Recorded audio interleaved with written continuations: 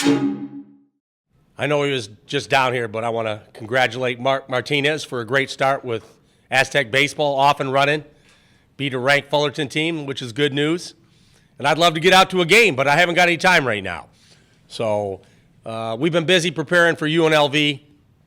I watched their Colorado State game, and they played magnificent. So they're going to be confident.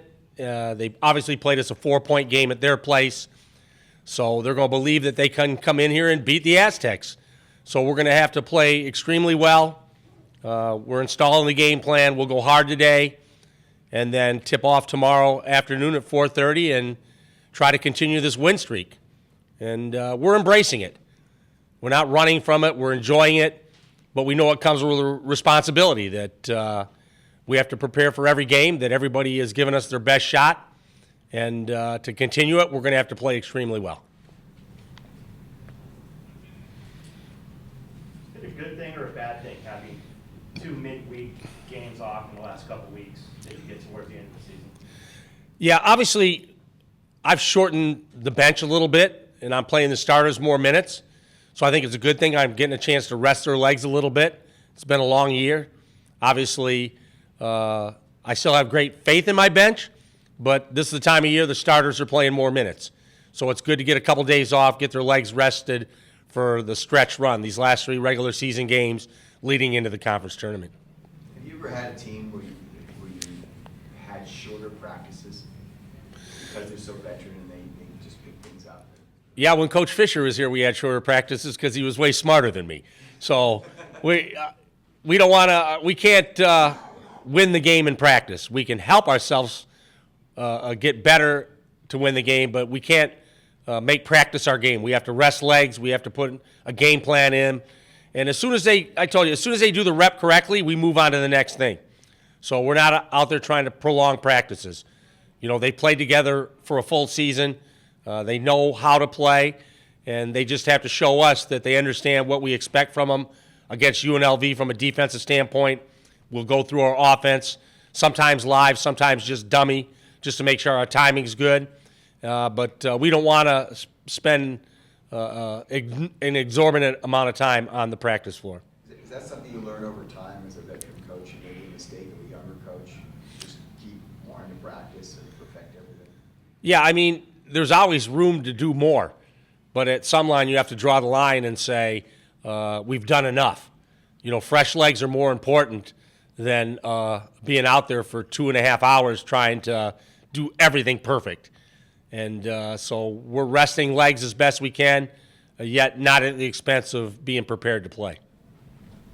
Coach, you talk about just KJ. He was telling me yesterday, just last 2 home games, it feels like he just got here now. It's coming to an end. Just the way he's enjoying his senior year and all that. Yeah, well, KJ just did get here 1 year. So I think he's having fun. I mean, they're all enjoying it, and practice can be a grind, but when you go out there and they have a smile on their face, they're enjoying being out there, then that's half the battle. Sometimes we can make it work if we're not careful. So we want to get work done, but we want them to enjoy themselves, put a smile on their face, and enjoy the ride. And I think they're all doing that right now. Do you see any extra happiness from him compared to, you obviously weren't there with Santa Clara, but you were just saying that he hasn't felt like this since his Long Beach Poly days because they were a winning program at Santa Clara that kind of went away, and then he kind of has that feeling. Do you feel any extra sense of, joy when he's out there? Yeah, we're all out here to win, and so winning brings everybody great joy. It brings the fans joy, it brings the coaches joy, and most importantly, it brings the team joy. And so they're playing with a smile on their face, but at the same time, they're not full of themselves. They don't think they're entitled to win. They know they have to work in order to put themselves in a position to win. So they're still working hard. They know there are areas we have to get better at, and so it's just not taking for granted that we're winning. It's knowing that there's a price to pay to win. And as you've said a couple times now, you guys might as well get greedy and win them all, which of course flies in the face of the one game at a time cliche. Is that your coach's prerogative that you can say that? Yeah, I've always set mini goals, and I've said this, that when we played USD, we had like 5 games in 11 days, and we set a goal to win all 5 of those. And if you don't, you just move on to the next goal. And then we got to December, we had 5 games the entire month of December. So let's have a perfect December. 5 games is reasonable. You know, if you don't do it, then you move on to another goal. But we won 5 in December. Then it was, as we won 20 in a row, 21 in a row, 22 in a row, it was like, we don't hang banners for that. We hang banners for a conference championship. So we have to hang a banner. So I didn't think we would hang one with 4 games left in the season. So all of a sudden, there's a 4-game slate. It's almost perfect. Let's get greedy and let's play for perfection. And I told him, it's easy to say and hard to do. We have 4 games. Our goal is to win them all. Now we have 3. So it's reasonable to go for it. And if we don't achieve that, then we'll move on to 3 to win a conference tourney championship. So all these little mini goals have set up well. You know, sometimes I always was a guy whether we were at Michigan back when Bill Frieder was there and coach, and we'd have goals, let's win every home game. And then maybe we drop our 3rd game of the year at home, and that would be up on a board the rest of the year for us to look at. We didn't win every home game. So it kind of grates on you at times. So I think it's important to have goals, but I think the shorter you have them, the miniature goals that are achievable, if you happen to falter and not hit that goal, you can move on to another one quickly, and that's what we've kind of done. What are your thoughts on hanging up a regular season conference championship banner before tomorrow's game as opposed to maybe doing it first game next year? Yeah, this is probably the earliest we've ever won the title, and so we've always unveiled them like the first or second game of the following year. But then 3 or 4 guys inevitably that were on that team aren't there to enjoy that moment. So because we won it, we had the time to do it, we'll hang it so KJ and Nolan and Yanni can sit there and see it unveiled. They were a big reason we hung it. And so we'll do it in front of them, and they'll get to enjoy that moment because they were a major part of it. Coach, you get tired of the conversation, 1 in the East, you lose 1, 2 in the West. Which ones, because you hear it all the time. You know, a 1 seed would be fantastic. And in all likelihood, it would mean we probably had an undefeated season because I think our room for error is very small as a non-Power 5 school. So if we were to drop a game, I think we'd drop a lot in the net and the standings and in people's opinion of us. So we have less room for error. So a number 1 seed anywhere would probably mean we had an undefeated season, and I would jump for joy over that. I know that obviously tomorrow was a busy day, but do you presume that after you wake up and grab your cereal or toast or whatever it may be, you will find yourself tuning into Baylor and Kansas?